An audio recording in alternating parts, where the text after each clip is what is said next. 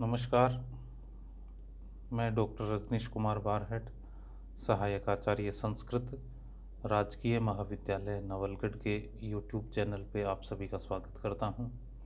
आज हम स्नातक तृतीय वर्ष में चलने वाली तर्क संग्रह रचना के द्रव्य प्रकरण के विषय में पढ़ेंगे। पूर्व वीडियो में हमने तर्क संग्रह का सामान्य परिचय प्राप्त किया। उसके उपरांत हमने तर्क संग्रह का प्रारंभ करते हुए उसके 7 पदार्थों को संक्षेप में जाना था। उन 7 पदार्थों में प्रथम पदार्थ द्रव्य था। उन द्रव्यों को हमने 9 भेदों में बांटा था: पृथ्वी, वायु, आप, तेज, आकाश, काल, दिक्, आत्मा और मन। इन 9 द्रव्यों में जो प्रथम द्रव्य है पृथ्वी, उसके बारे में जो तर्क संग्रह में अंश है उसका हम वाचन करते हैं। तर्क संग्रह में लिखा गया है तत्र गंधवती पृथ्वी, अर्थात जो गंध से युक्त है वह पृथ्वी है। भाव यह है कि सारे गंधवान पदार्थ है वो पृथ्वी तत्व का ही रूप है।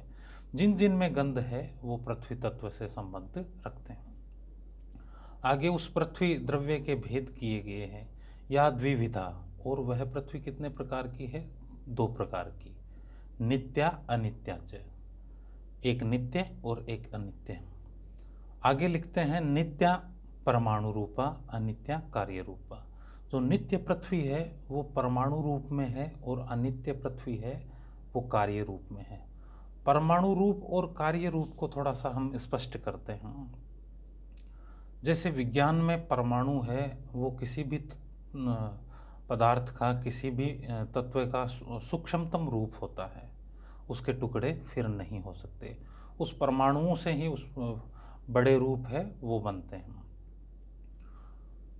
तो परमाणु रूप पृथ्वी, यहाँ कहने का अभिप्राय यह है कि जो पृथ्वी का सूक्ष्मतम रूप है, जो परमाणु के रूप में है, वो सदैव नित्य है, वो कभी नष्ट नहीं होता, उसमें परिवर्तन नहीं होता, अतः वो नित्य है। और जो अनित्य दूसरा रूप है वो कार्य रूप है, फॉर्म्स, यानी जो द्रव्य है उसकी फॉर्म्स चेंज होती रहती है। उदाहरण के लिए हम एक उदाहरण लेते हैं, जैसे मिट्टी है उससे घड़ा बनता है। तो मिट्टी है वो मूल रूप है, परमाणु रूप है, और घट है वो उसका कार्य रूप है।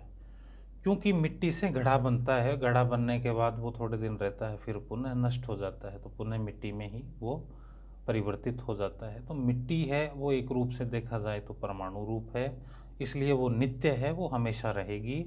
लेकिन जो घट कार्य बना है वो कार्य रूप है, वो अनित्य है, वो घट थोड़े दिन रहेगा फिर टूट जाएगा तो पुनः मिट्टी में ही परिवर्तित हो जाएगा।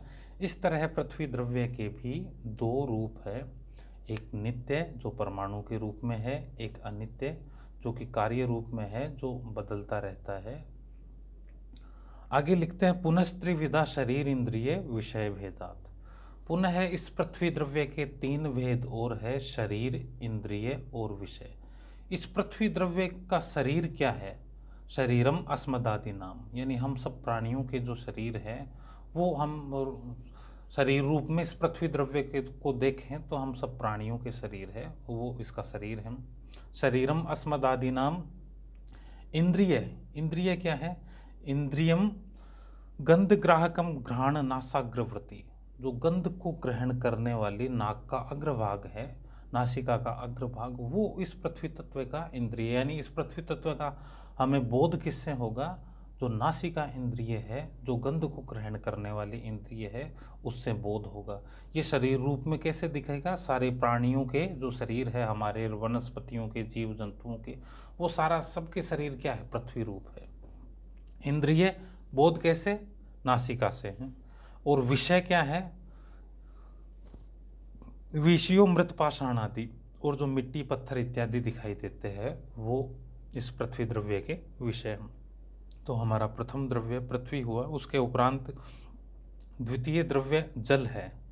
जल का लक्षण किया है शीत स्पर्शवत्य आप है, जो स्पर्श करने में ठंडा हो वह आप अर्थात जल तत्व है।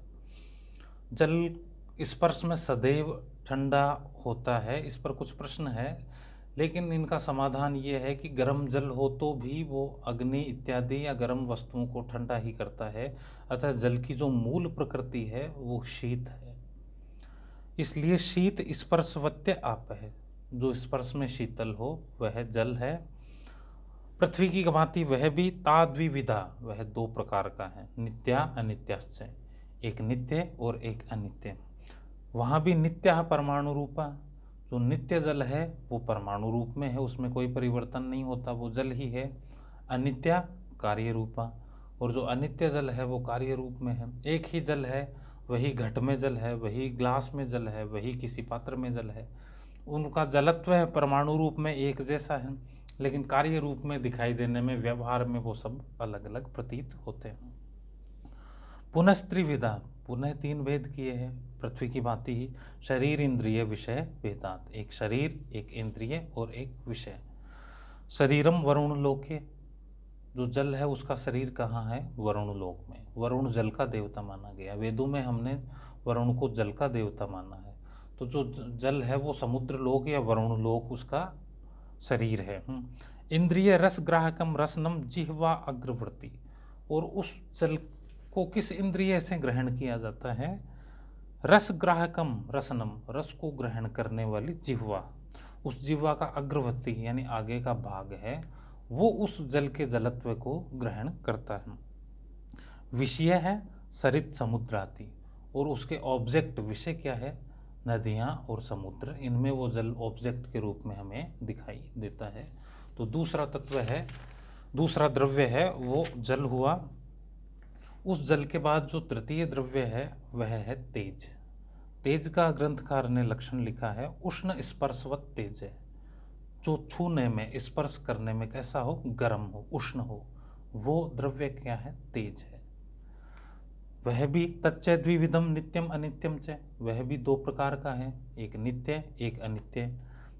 नित्यम परमाणु रूपम अनित्यम कार्य रूपम, जो नित्य तेज है वो परमाणु के रूप में, उसमें कोई परिवर्तन नहीं होता।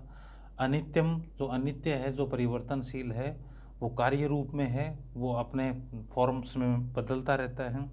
पुनस्त्रिविधम शरीर इंद्रिय विषय भेदात, पुनः तीन भेद है, शरीर इंद्रिय और विषय। शरीरम आदित्य लोके प्रसिद्धम, जो आदित्य सूर्य लोक है, आदित्य लोक है जहाँ प्रकाश है, वो उसका शरीर है।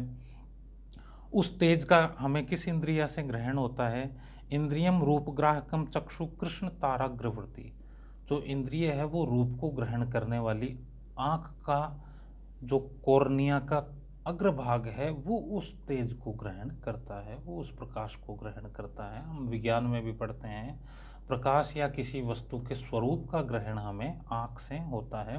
और आँख में भी कहाँ ग्रहण होता है वो ग्रंथकार ने बताया है, कृष्ण ताराग्रवृत्ति, जो बाकी आँख है, शेष आँख है, जो सफ़ेद कलर का भाग है, उसमें चित्र नहीं बनता, बल्कि जो कॉर्निया है उसमें भी एक बीच में ताराग्रवृत्ति जो चमकने वाला भाग है, वहाँ से हम चित्र या प्रकाश का ग्रहण करते हैं। विषयस चतुर्विध है, विषय चार प्रकार के हैं। भौम दिव्य ओदर्य आकरज भेदात, भौम दिव्य औदर्य और आकरज भेद से उसके विषय चार प्रकार के हैं। भौमम वहन आदिकम, जो प्रथम विषय का भेद है भौम, वो अग्नि इत्यादि है, जो अग्नि इत्यादि में तेज है उसको हम भौम कहेंगे। दूसरा अविंदनम दिव्यम विद्युतादि है, जो दिव्य भेद है वो विद्युत आदि, बिजली इत्यादि, आकाश में जो बिजली इत्यादि चमकती है वो तेज का कौन सा विषय है, दिव्य। भुक्तस्य परिणाम हेतु औदार्यम, और जो भोजन खा लिया उसको पकाने का हेतु है, जो भोजन पच जाता है जिस तेज से, उस तेज को औदार्य अर्थात जठराग्नि, पेट का तेज कहते हैं। तो औदार्य तेज कौन सा है, जो खाए हुए भोजन को पकाने का कारण है। आकर्जम सुवर्णादि है, आकरज जो भेद है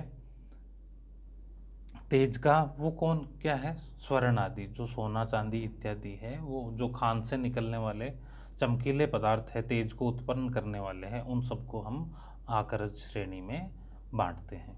इस तरह से हमने आज तर्क संग्रह के द्रव्य प्रकरण में तीन द्रव्यों को पढ़ा, पृथ्वी, आप और तेज। शेष द्रव्यों को हम आगे वाले वीडियो में पढ़ेंगे। धन्यवाद।